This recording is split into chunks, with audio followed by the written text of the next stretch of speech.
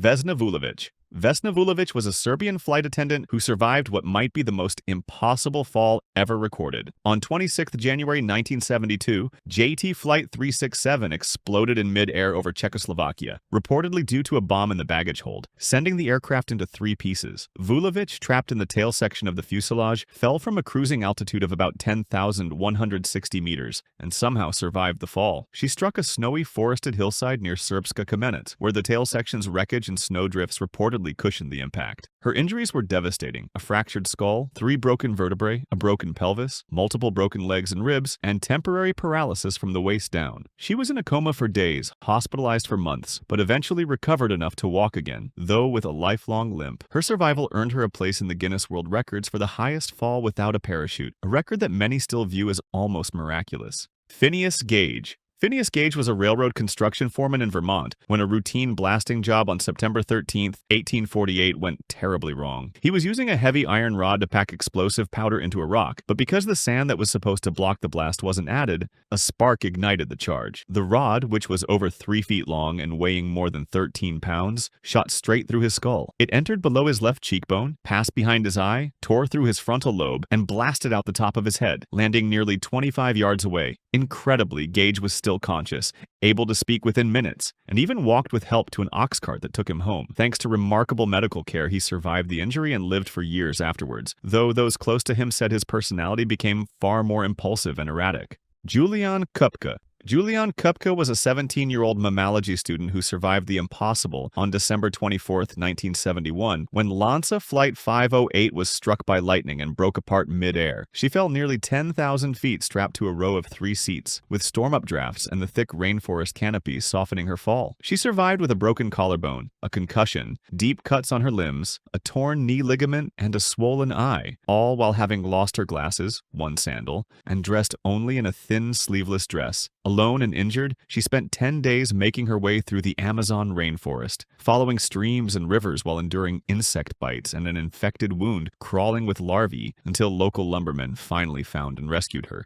Tsutomu Yamaguchi. Tsutomu Yamaguchi was a Japanese engineer who survived 2 of the worst nuclear detonations in history. On the 6th of August, 1945, while in Hiroshima on business for Mitsubishi Heavy Industries, he was about 3 kilometers from the hypocenter when the little boy bomb exploded. He was thrown to the ground, temporarily blinded, suffered severe burns on the left side of his upper body, and had his eardrums ruptured. Despite his injuries, he spent a night in an air raid shelter, then traveled back to his hometown of Nagasaki the next day, still heavily bandaged, and reported for work on the 9th of August. That same morning, the Fat Man bomb was detonated over Nagasaki, again within about 3 kilometers of his location. He once more survived the blast, this time amid fever, vomiting, ruined bandages, and profound shock. He later received official recognition by the Japanese government as the only person certified to have endured both bombings, living until 2010.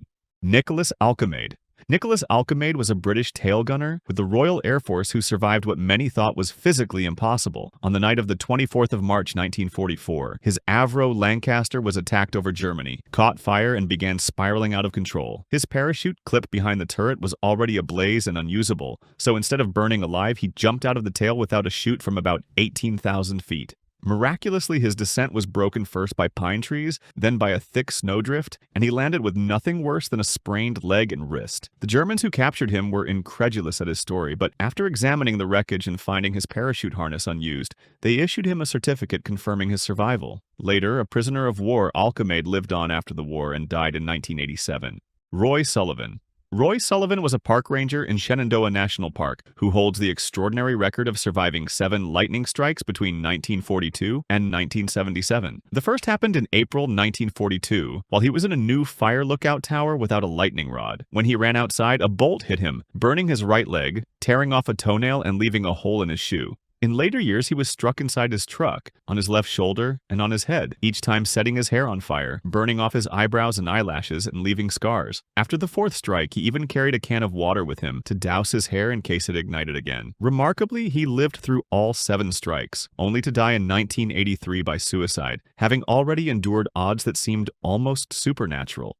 Hodges. Ann Hodges was a 34-year-old Alabama housewife who became the only confirmed person to survive being struck by a meteorite. On November 30th, 1954, just after midday, a grapefruit-sized fragment of the Sylacauga meteorite tore through the roof of her home in Oak Grove, smashed into a wooden radio, and then hit her as she napped on the couch, leaving her with a huge bruise on her thigh but no broken bones. Neighbors had seen a bright fireball in the sky and heard explosions, and experts later confirmed the rock was extraterrestrial. The meteorite sparked a year-long legal battle over ownership and brought Hodges sudden, intense media attention that she reportedly found overwhelming. Her bruise healed, but the emotional and social strain lingered until her death in 1972. Frane Selak. Frane Selak was a Croatian music teacher who reportedly cheated death at least 7 times in a life that seems straight out of a thriller. In 1962, he survived a train derailment into an icy river, while 17 passengers drowned, emerging with only a broken arm and hypothermia. A year later, he claimed to have been ejected from a malfunctioning plane mid-flight and landed in a haystack, while 19 others perished. In 1966, a bus he rode skidded into a river, killing 4, but he swam to safety. In 1970, his car caught fire, yet he escaped before it exploded. And in 1973, another car fire scorched his hair when fumes reached him. In 1995, he was allegedly struck by a bus with minor injuries. And in 1996, he survived his car plunge off a cliff by being ejected and clinging to a tree as the wreckage fell below. Decades later, in 2003, he won about 900,000 euros in the lottery. While some of his stories remain unverified, the repeated pattern of surviving near-death incidents is consistent and extraordinary. Cecelia Cichan.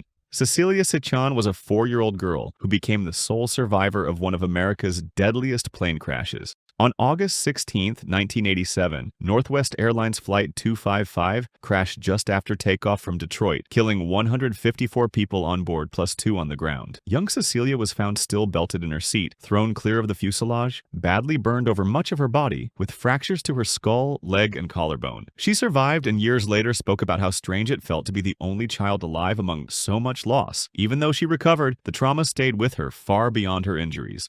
Vishwash Kumar Ramesh. Vishwash Kumar Ramesh was the lone survivor of Air India Flight 171 when the Boeing 787 Dreamliner crashed into a medical college hostel in Ahmedabad shortly after takeoff on June 12, 2025. Seated in 11A next to an emergency exit, his seat section was torn from the aircraft as it broke apart and came down near the ground. That fortunate position helped shield him from the fire that engulfed much of the wreckage. He escaped through a broken door with facial cuts and burns on his left hand, and in a scene almost beyond belief, he managed to limp away from the crash site on his own before being rushed to the hospital. All around him, people perished, including his brother. He survived against almost impossible odds. Being the only person to walk out of that disaster alive is nothing short of miraculous. If you like this video, subscribe for more.